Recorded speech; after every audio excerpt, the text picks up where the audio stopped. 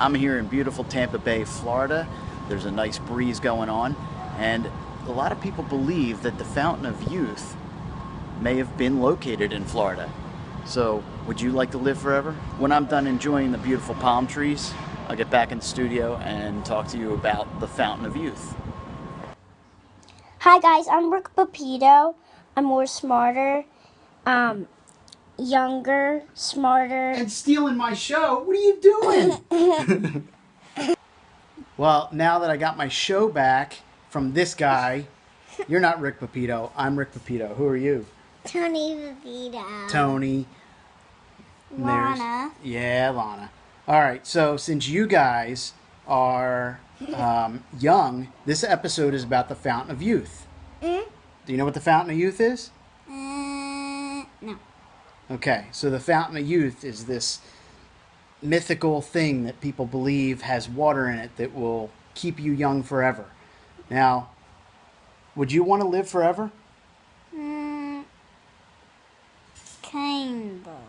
Kind of. Why? What do you think? What would you do if you could live forever? I would keep drawing art. Drawing art? That sounds cool. So even like 1,000 years from now, you keep drawing art? Yeah. Well, that's pretty cool. That sounds good. All right. What about you? What would you do if you could live forever? I would be a paleontologist. Yeah. Well, then you'd be able to dig up like. Dinosaur bones? Yeah, but I mean, if you could live forever, then you could dig up like, you know, Ancient. our bones. Well, like my bones. If I didn't live forever, I think I want to live forever. Forever's a long time, though. That's a really, really long time. I mean, Lana, you're what? How old are you? 7. All right, you're 7, and you're 6. okay. So 7 and 6. Let's see. And we're not gonna tell everybody how old I am, but 37. hey, you're not allowed to do that. Would you still want to live forever if you grew really old and you couldn't even walk anymore? No. No. Because If you're all gray and you couldn't even walk? that would be weird. Yeah. And what about you? Same thing. Yeah, same thing. It's great to see a kid's perspective on wanting to live forever. Of course, they don't have to go through all the things that we have to go through, but the Fountain of Youth, the legend never really talks about living through disease or anything like that. It's always, all accounts of it are always about being able to live and not age, which is basically what we all kind of want to do. Maybe some of us don't. Ponce de Leon, I don't know if I'm saying that right. I probably screwed that up royally, but in the 16th century, he was basically an explorer that was charged with finding the Fountain of Youth. And he landed in Florida, or the area that is Florida now.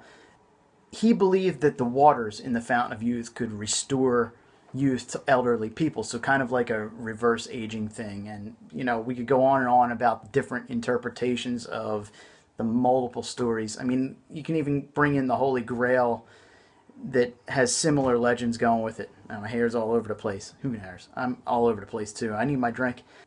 In Florida, there's actually a park called the Fountain of Youth Archaeological Park, and it's pretty much established right where they think Ponce de Leon landed.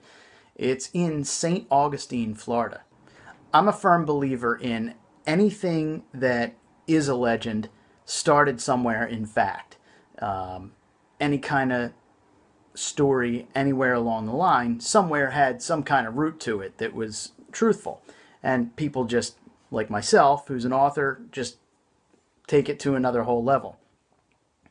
Most of these legends predate the birth of Christ.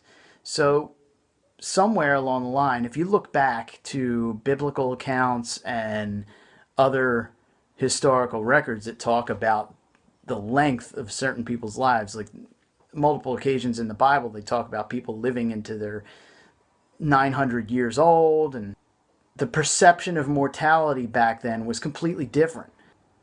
Bimini was one of the places that were considered. There's been so many places. Now, in my books, I included the Fountain of Youth, and that's kind of why I'm addressing this.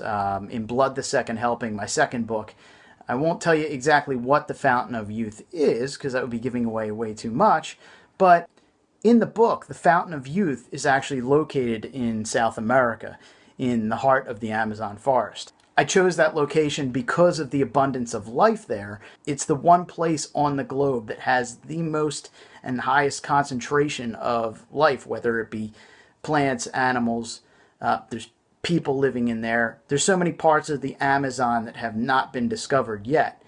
So, to me, it was a logical place to put it.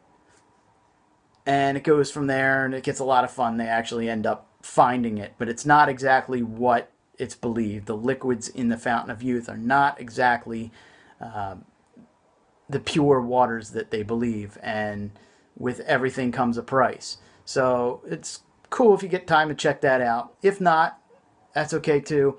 But I am curious as to what the viewers and anybody else down the line might think of eternal youth. Would you want to live forever? If so, what would you do at that time?